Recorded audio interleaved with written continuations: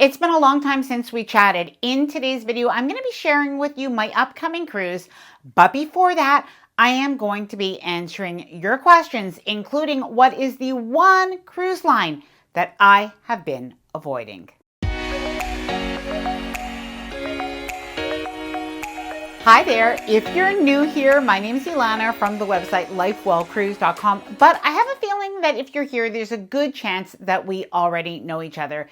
Now, in this video, it is going to be a little bit chatty, but I am going to be answering a lot of your questions, including what is my favorite specialty restaurant? What do I do with all of the different Amazon items, including the ones that I don't like? How do we afford to go on so many cruises? And yes, what is the one cruise line that I have been avoiding? And of course, I am going to share with you our upcoming cruise. I'm actually super excited about it, but it's a completely new itinerary. I have a feeling not for all of you, so I actually could use your advice. Now, before I get started, I did want to mention that if you like this video, if you find it helpful, informative, or enjoyable in any way, then please do give this video a big thumbs up. I really do appreciate it, and please subscribe to the channel if you haven't done so already. Let's get started. Now, when it comes to these cruise questions, I have quite a mix of questions. Some of them have to do with questions for me, and others are advice that people would like. So I also appreciate you weighing in when it comes to some of those advice questions. Okay, so let's start off with the first question. Have Frank and I have our cruising preferences changed and evolved over the years, and how so? So absolutely, they have evolved over the years. And I will tell you right now, I was never somebody who was loyal to one specific cruise line. Although I had my preferences, and the first 4 cruises we took were Royal Caribbean, and we actually had a hard time when we first tried Princess because, you know, there was a lot of comparisons that we were doing. But something we realized at that time is every cruise line does something different and something that is still good. So we learn to enjoy those different things. That being said, we absolutely do. Overall, we enjoy smaller and mid-sized cruise ships more now than we did back then. And even though I still think that mega ships are amazing, I'm amazed at the entertainment. I think that's the best thing. And I always think of it as a wow factor. You walk around the mega ships and you think, wow, how did they do that? Or this is incredible. I still think that, but in terms of my pure enjoyment and relaxation on the cruise, a mid-size cruise ship is probably my preference, and I also generally appreciate an itinerary more than I did back then. What is my favorite cruise line specialty restaurants? I probably have more than 1 or 2, but 2 definitely come to mind. One of them is Tamarind on Holland America, and we've eaten at this restaurant on Rotterdam and basically the Pinnacle class. I'm not even sure if it is on some of their other ships. I just find it so good. It's hard to find an Asian restaurant on a cruise ship that's just excellent, and I absolutely love it. But the other one is the Catch by Rudy on Princess. Absolutely love it. Presentation, the food, everything is absolutely just delicious. But let me know, what is your favorite cruise line specialty restaurant down in the comments below. Now, speaking of specialty restaurants, I thought that this was a really interesting question because I have some thoughts on this and I think it might surprise you. So it's, do I ever get bored now of the main dining room because there are so many specialty restaurants maybe that we've gone to or can go to? And no, I don't get bored of the main dining room. I like specialty dining, but typically I find that I like to do 3 specialty dinners if I can out of 7. And sometimes we're doing more than that. And I just don't really need to because I find the dinners are heavy. And I like the simplicity of the main dining room. I'm probably simple like that, but it's the truth. And in fact, one of the things that I noticed, we did an 11-day cruise on Virgin, and I like the food on Virgin. I like it a lot.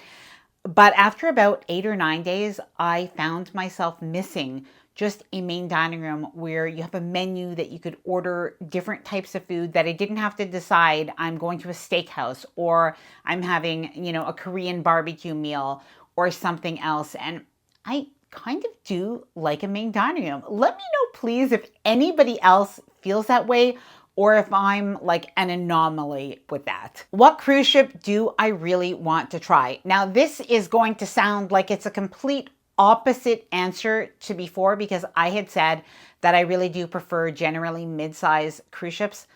The cruise ship that I really want to try is Star of the Seas, or maybe Icon of the Seas even. But that's because I am amazed at what Royal Caribbean can do. The Oasis class, I think, is an incredible class of ship. It's still not my preference, but I really do want to see it. So anyway, that's the cruise ship that I really do want to go on. So what itinerary do I really want to do? One of the itineraries that I have in mind is I would love to do an Alaska cruise and land. We've done Alaska twice now, and I can't believe it took me so long to do Alaska. I definitely recommend it. But I think the cruise and land would be really nice. The other thing that I think I would really like to do is another river cruise, and maybe the Douro River, or maybe Provence.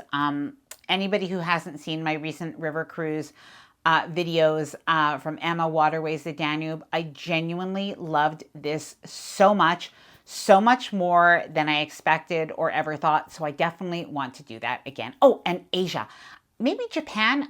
Let me know, please, what are some of the cruises that you are interested in, and what would you like to see me plan? Definitely one of those cruises will take a little bit more planning, so I'll be looking into the next year or so. All right, I want to switch gears for just a minute, and I want to get into some of the cruise advice questions. So somebody had a question, and it was, they are going on a cruise and it's starting on Valentine's Day. And typically I say, if you can, maybe consider doing a specialty restaurant the first night of your cruise, just because sometimes the main dining room is a little bit more hectic on the first night, especially if you're doing open dining. So they wanted to know, is this a good night or not? I don't think that you make a bad choice either way. And honestly, when I say it's a little bit hectic, if you pack a little bit of patience and you know you might wait a few minutes in line, it's not the end of the world on embarkation night. But I think it could be a great night to go to a specialty restaurant, especially if that is Valentine's Day. But just know that in the main dining room, they might have a special menu and a special dessert as well. What is the best cruise line for kids other than Disney? Now, the person who asked this question has a 10-year-old boy. Now, firstly, I do want to tell you that a travel agent can be immensely helpful for this, but I am going to give you just my thoughts and my opinions.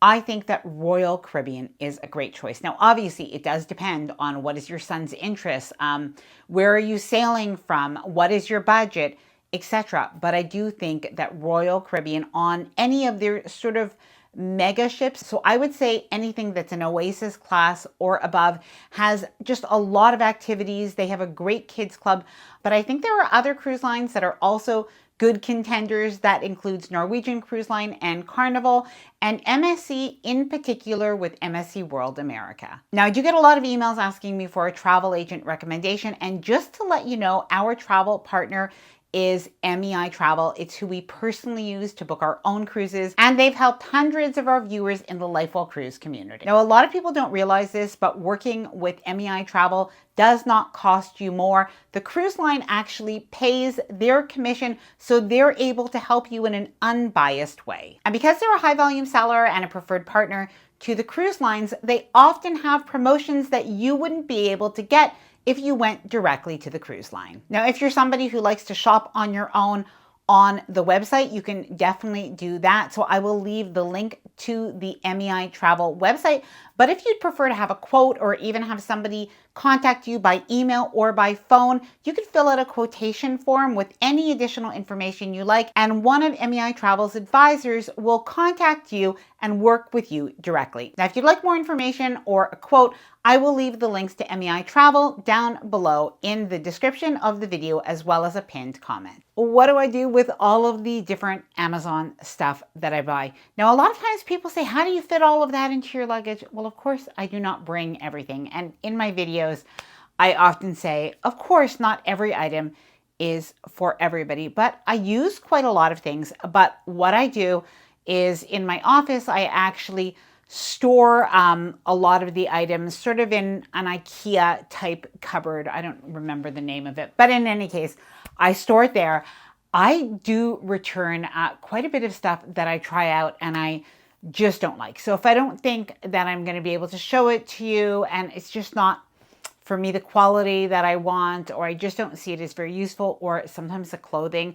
I probably should do a video where I show you some of the clothing that I try on that is like, ugh, it's just not going to work. But in any case, and other items, what I do is I kind of lend different people around me. In fact, I lent my older son, Julian, I lent a neck pillow that he really liked, and he flew to Portugal and then home with, and then he forgot it on the airplane. So that happens. And there are some items that, to be honest, I do have a little bit of an idea. If I ever do a group cruise, I have a little bit of a thought for those items. What advice do I have for somebody who has mobility or a disability issue? So firstly, use a travel agent. That is going to be very helpful. But besides that, let the cruise line know. I think a lot of people don't realize that if you let the cruise line know, and your travel agent can do this for you, but in this case, when you arrive at the cruise terminal, you can get assistance from a wheelchair, and that just makes going through the cruise terminal much easier. And you can get assistance when you're leaving the cruise ship in various ports as well. Now, when it comes to the cabins, there are accessible cabins that are available, but usually you'd want to book those as early as possible. Now, the cruise line might be able to do different things for you as well, including providing a shower chair for your bathroom. Now, I'm definitely not an expert on this, so anybody who has used any of the services that cruise lines are able to provide, please do share them down below in the comments, as I know it will help many people. Have I ever nearly missed the cruise ship on a port day? So I have a funny story. This is many years ago. We were in St. Martin and we took the water taxi over to Philipsburg, and then we were taking the water taxi back. And again, this was years ago, but we were on the water taxi and it seemed like there was almost nobody else around us suddenly from the cruise ship. And we were in the water taxi and they were kind of waiting for it to fill up. And in the meantime, we noticed that the cruise ship, out of the funnel was the smoke, and we started to think, oh my gosh, did we get the time wrong? You know, when you get really, really nervous. There was only one other couple in the boat with us in the water taxi. And we started to question because the ship time and the island time was different. And I cannot tell you the amount of nervousness that was in the pit of my stomach. But of course, we did get back to the cruise ship and we still had time. But I think we probably did cut it close. Since that time, if we go off on our own, I always come back to the cruise ship like near in the vicinity, at least an hour to an hour and a half before boarding time. What is the longest and shortest cruise that we've ever done, and what are the pros and cons? So firstly, the longest cruise that we've ever done was 14 days. I still remember it. It was probably one of the best cruises we've ever done, and it was a back-to-back, my only back-to-back I've ever done. I am due for another back-to-back. You know what the best part was about this back-to-back, and it was Caribbean, by the way, on Regal Princess, but the best part was on like day 6, when other people are saying, oh, I have to go pack up now. Did you pack? The best part was I said, no, I'm staying on next week. We're not disembarking.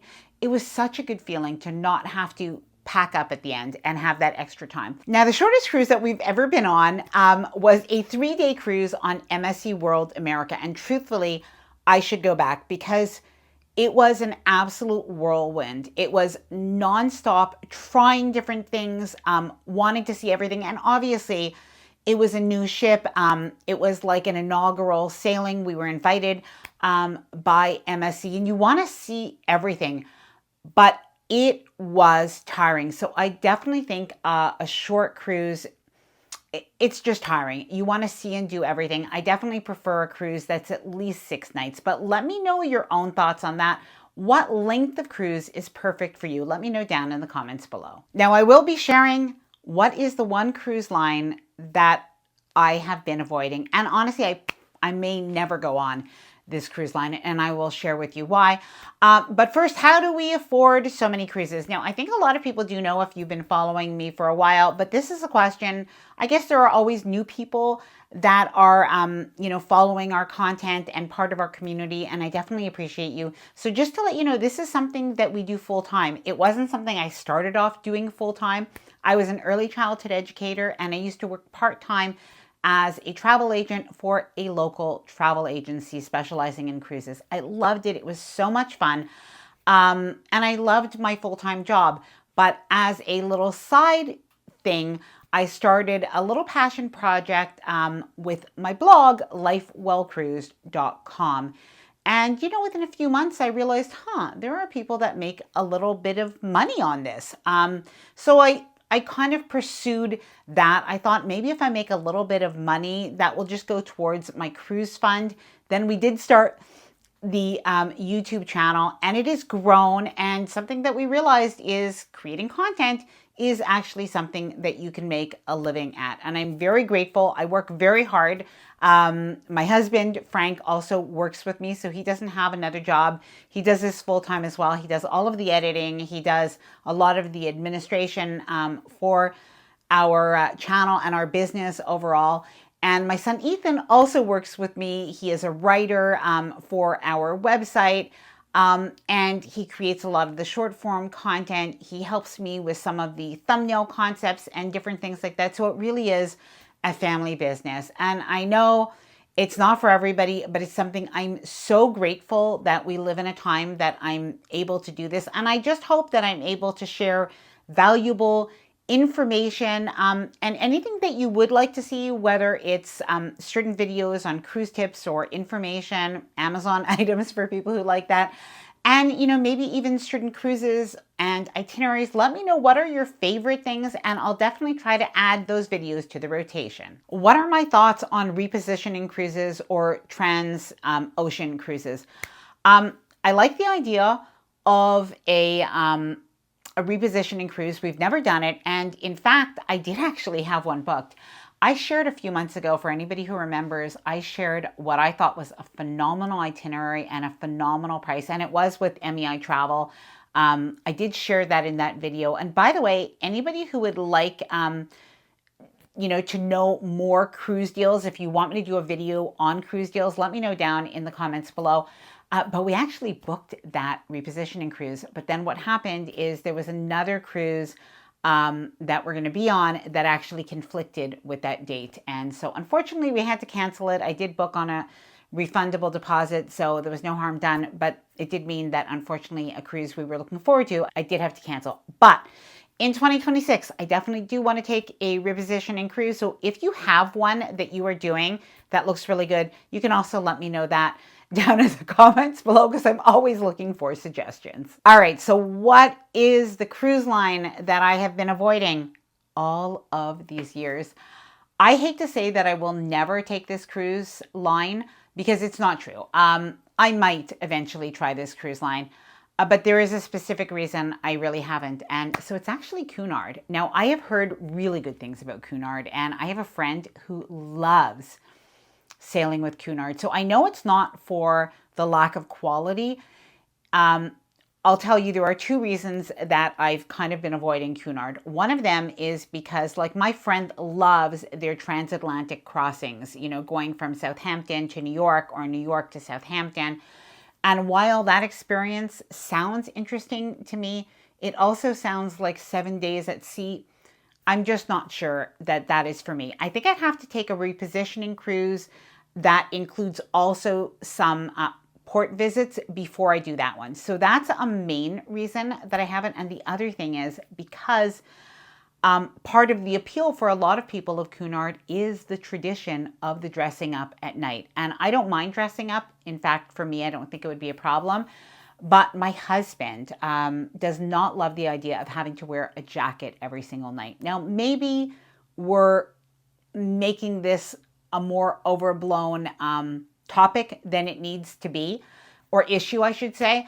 But I know that they're serious about it. Like, that is the rule, and people who go on Cunard want that tradition. So I don't fault them for it, but I'm just not sure that that is something for us. So anyway, so Cunard probably won't be a cruise line that I will take, but you never know. I do think that my mother might like Cunard. So maybe if I do a mother-daughter cruise someday, maybe I would take her on it because the two of us, I think, can dress up at night. Will I ever take a Disney cruise? Now, I know a lot of you have been asking me to take a Disney cruise, and I said, well, hopefully maybe next year. Well, it's going to actually happen a little sooner than that. So I will share more details of this in another cruise reveal because it's actually not the next cruise that we're going on. But we will be going on a preview cruise for Disney's new ship, and I'm definitely excited about that. That was just a recent happening, so I'll finally get to see what it's like to be a Disney cruise adult. So what is my next cruise, and why am I so excited about it? Well, our next cruise is coming up in 2 weeks now. So it's actually on October 18th on Holland America, New Amsterdam. Now this is a Mexican Riviera itinerary, and I know it surprises a lot of people that we've never done the Mexican Riviera, and I've never been to California. So seriously, I am so excited for both of those reasons. Now, I always like to be transparent, so Holland America has invited us on this cruise, and of course, I'm going to be sharing it with you, but our cruise actually leaves from San Diego. So I'll tell you the itinerary, and I'll tell you what we're doing and what our plan is, because we've never gone to LA, and I could really use your help for anybody who's done this itinerary before or been to these destinations. If you can help me out and give me your suggestions, I definitely appreciate it. So first the itinerary, and then I'm going to tell you what our plans are in terms of traveling. So our itinerary is Puerto Vallarta, Mazatlan, Cabo San Lucas. But what we are going to do is we're actually going to fly into LA, even though our cruise leaves from San Diego. So we're going to fly into LA, and we're going to spend 2 days in LA. And then what I'm going to do is we're going to take a transportation over to San Diego. Now, looking into this, I think that what we're going to do is we're going to take an Amtrak train over, which I've watched some videos on this, and it looks like it's quite beautiful. So I think that this is our best bet. And then we're going to have like another day and a half in San Diego before our cruise. And then we're going to have the day we disembark from the cruise. We're going to have that day in San Diego as well. So I am really excited to see LA. Of course, I've got a list of things that we should see, but I do not know how far apart things are. San Diego, I don't know why. I have not even researched it yet at all. So I do not know what to do in San Diego. Please let me know. And I actually have to book some excursions. Now, I've been a little bit late on doing this.